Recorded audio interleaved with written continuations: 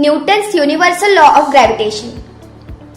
All the above considerations, including Kepler's law, led Newton to formulate his theory of universal gravity.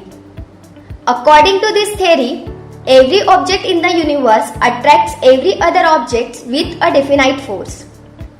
This force is directly proportional to the product of the masses of the two objects and is inversely proportional to the square of the distance between them.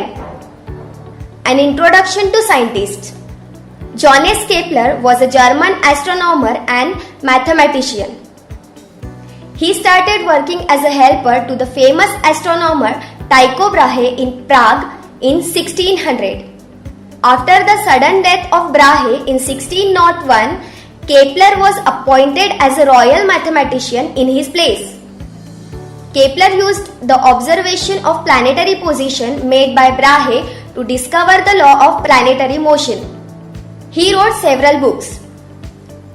His work was later used by Newton in postulating his law of gravitation.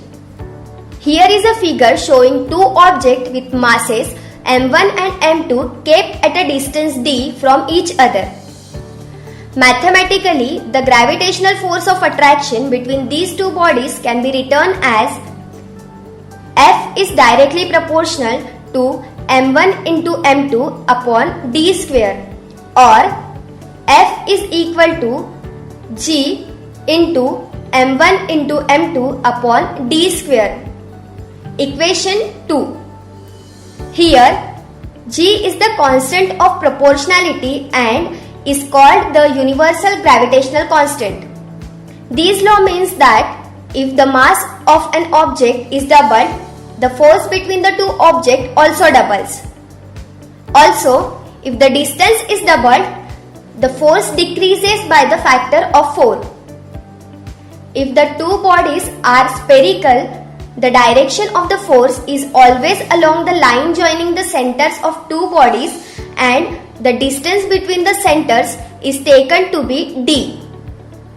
In case when the bodies are not spherical or have irregular shape, then the direction of the force is along the line joining their centers of mass, and d is taken to be the distance between the two centers of mass.